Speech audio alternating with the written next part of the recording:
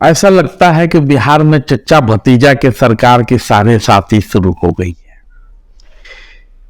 एक तरफ बहुरूपिया शास्त्री का जोर, दूसरी तरफ जातिगत जनगणना के सवाल पर हाई कोर्ट से लेकर सुप्रीम कोर्ट तक दस्तक देने के बावजूद मिल रही विफलता से चच्चा भतीजा की सरकार यानी महागठबंधन की सरकार को यह समझ नहीं आ रहा है कि आगे राजनीति की दुकान चलेगी कैसे। विगत 5 दिनों से जिस तरह से बहुरूपिया शास्त्री ने बिहार में राम राज लाने की मुनादी कर, जब तक बिहार राममय नहीं हो जाएगा तब तक हम तुम्हारा पीछा नहीं छोड़ेंगे, चच्चा भतीजा को सांसद में डाल दिया था, वहीं जातिगत जनगणना के सवाल पर यह उम्मीद थी कि निचली अदालत द्वारा इनकार करने के बाद शायद सर्वोच्च अदालत से बिहार सरकार को राहत मिले और राजनीति का ऊंट सही करवट ले। लेकिन यहां भी झटका लग गया। का बाबू साहेब, का जादू जी, का हो भूमियार भाई, अब बाभन देवता का नंबर है, का कोड है, अब पासवान जी किस कोड पर है का जो खेल चल रहा था और जाति की पहचान, जाति की गणना उनकी जाति से नहीं बल्कि कोर्ट से करने की प्रक्रिया चल रही थी, उस मंसूबे पर पटना उच्च न्यायालय ने विराम लगा दिया। बड़ी उम्मीद थी इस जाति जनगणना से। कहा यह जा रहा था कि ये आंकड़ा रहेगा तभी तो पहचान हो सकेगी कि किसको सरकारी योजनाओं का लाभ देना है। हतोत्साहित जातिगत जनगणना के पक्ष में बैटिंग कर रहे नेताओं ने सर्वोच्च अदालत का दरवाजा खटखटाया कि मिलोन छोटका अदालत द्वारा लगाई गई अंतरिम रोक हटाया जाए। लेकिन सर्वोच्च अदालत ने यह साफ कह दिया कि उच्च न्यायालय में जाइए, वहां इस मामले की सुनवाई 3 जुलाई को होनी है, वहीं अपनी बात रखिए, उसके बाद ही सर्वोच्च अदालत आइएगा। जहां 14 जुलाई को इस मामले की सुनवाई हो।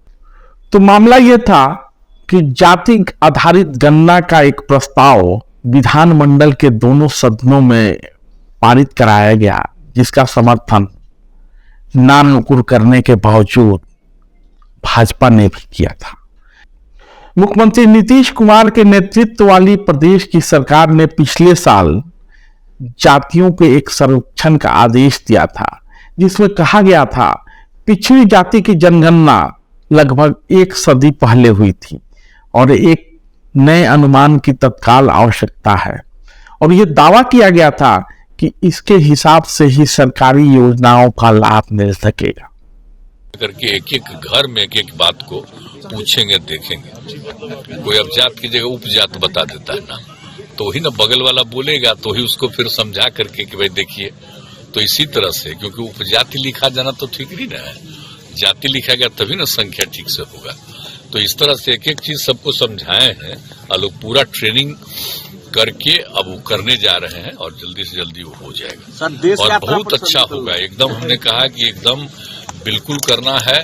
और मान लीजिए कि यहाँ नहीं है और बाहर रह रहा है, तो बाहर वाले के साथ भी एक कम्युनिकेशन ठीक से होना चाहिए, ताकि सही मायने में संख्या की गिनती हो जाएगी तो ठीक रहेगा ना।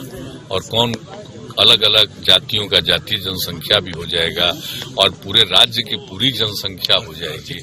तो इसलिए एकदम बिल्कुल, और आर्थिक स्थिति सबका देखना, उसको हम बहुत सिखवाए हैं कि कोई जात रहे उसकी आर्थिक स्थिति देख लीजिए, ताकि आर्थिक स्थिति के बारे में जानकारी होगी।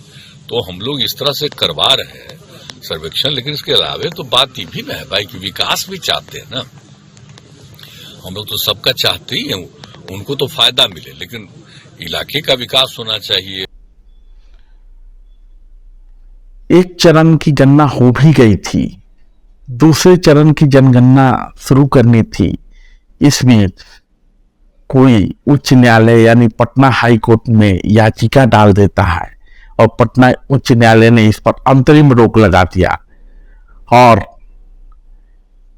इस मामले में तारीख पर तारीख जारी है ताकि कौन जात हो, कौन कोट होगा, ये खेल शुरू हो।